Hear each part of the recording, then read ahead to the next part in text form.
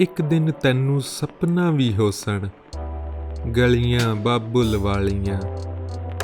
ਉੱਡ ਗਏ ਭੋਰ ਫੁੱਲਾਂ ਦੇ ਕੋਲੋਂ, ਸਣ ਪੱਤਰਾਂ ਸਣ ਡਾਲੀਆਂ। ਜੰਗਲ ਢੂੰਡਿਆ ਮੈਂ ਬੇਲਾ ਢੂੰਡਿਆ, ਬੂਟਾ ਬੂਟਾ ਕਰ ਪਾਲੀਆਂ।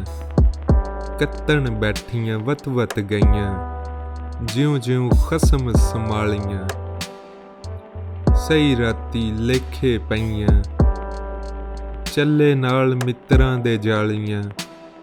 ਜਿਤ ਤਨ ਲੱਗੀ ਸੋਈ ਤਨ ਜਾਣੇ, ਹੋਰ ਗੱਲਾਂ ਕਰਨ ਸੁਖਾਲੀਆਂ।